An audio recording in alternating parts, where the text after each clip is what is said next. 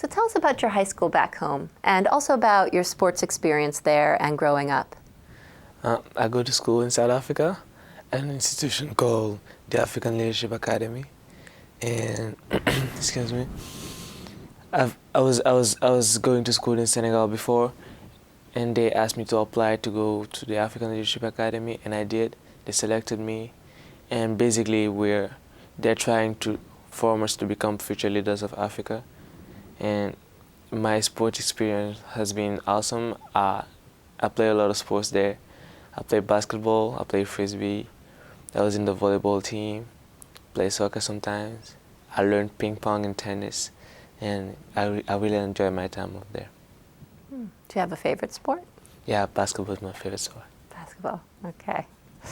So how do sports differ in your country, do you think, from the U.S.? Have you noted any differences since you've been visiting us? In South Africa or in Senegal? Either, and both. Okay, we have our own sport in Senegal called wrestling, and it's really only in Senegal, and they make a lot of money out of it, but they don't have a league. They're not keeping track of scores. They're basically just organizing random fights, and people go to the stadiums, they sell tickets, and they make money out of it. Were you involved in that at all? Not really, because there's a commission in charge of taking care of that league, that sports, even though they don't really have a league. Yeah, so it's pretty formal, but there's just no league. Mm-hmm. So it's pretty different than any wrestling you might see in the U.S. It is, and it's traditional. So what is the African Sports Academy? Can you talk a little bit about your involvement in that? Basically, at ALA, we try to. They're teaching us leadership and entrepreneurship as basics, and we had to come up with a project last year at the end of our entrepreneurship class, and everybody had to basically direct its project to something he was passionate about, and I was passionate about sports, so I was trying to find a need in Africa, like related to sports, and I found that many kids in Africa were really talented but didn't have the opportunities to attend a club or go to a sport academy because they didn't have money for that.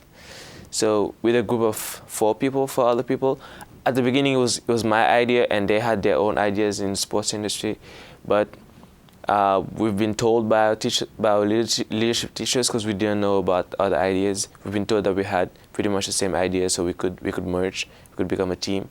So we did. We have a student from Côte d'Ivoire, another one from Kenya, one from Nigeria, and a girl from Madagascar. Mm-hmm. And we're trying to build the African Sport Academy, which is going to be the next big academy, hopefully, in Africa. And what we do is we try to get kids who are really talented and who come from an impoverished background, and we try to help them attend our school. We give them the good formation they need. We try to improve their performance in sports, and at the same time we give them some other background. They have to go through the normal academic curriculum so they can have a backup plan. We teach them a little bit of finance, so when they become professionals, they can take care of themselves, of their finances. Yeah, and we try to turn them into professional athletes. We find opportunities for them. Yeah, that's what we want to. How has it been going so far? It sounds very ambitious. Have you had success? We came up with the executive summary, and we had a prototype. We were supposed to run a pilot project this summer, but many of us are not available for this summer. I'm here doing a summer program. Some other people are doing other external opportunities, so we didn't really have time to run a pilot project. But we want to run basically a tournament, a fundraising tournament next year, so we can start raising funds right now, because we think it's going to take us time to build an academy, because our founders had the same dream, and it took them a lot of time and work, and they did it even after college. But we're trying to focus on this right now and keep building on it. We know it's going to take us time, but we want to start right now, start raising funds, and try to get the money to be able to build this academy. It sounds like something that you want to stay with even after high school. Yes, it is. We know pretty much that we're not gonna be able. I mean, maybe it is possible, but it's not really realistic to say that we're gonna build this academy when we are in high school, and we only have one more year at the African Leadership Academy, so we don't think we're gonna be able to raise enough money to build this academy. But we can still stick to the project even at college, try to work on it, try to find sponsors if possible, and yeah, we can still think of building this academy. It's basically for college and after college. So I can see this as being a real learning experience. Have you taken any real business lessons away from what you've done so far? Lessons about entrepreneurship, leadership, anything that you've learned? We learn a lot talking about leadership and entrepreneurship at school. We learn how to promote our ideas, how to pitch our ideas to people. We had an exercise called the elevator pitch, and basically you have to talk about your idea. You have to present it to sponsors, like possible sponsors, and you have to do it in 1 minute. So it was really hard. You really have to know what you want, and you really have to like sell your idea. All right. Do you remember your elevator pitch? Can you do it for your academy? I'm putting you on the spot, but... I don't really remember it, but I remember I emphasized on one thing, the fact that the NBA makes $1 billion per year, and that we Africans have, like, I won't say a bigger soil, but like the African continent is huge compared to America, compared to the United States, not America. And we still don't have a basketball league that can make, I wouldn't say billions of dollars, but thousands of dollars. And we have so many good players, but what's their dream? I'm even a basketball player. I want to turn pro, but what's my dream? Playing the NBA. Why can't my dream be like playing in Africa for an African league? Because there's no league really. Even in Senegal, we don't have a league. We don't have championships. They just wake up all of a sudden and decide that there would be a final. You don't even know where those finals come from.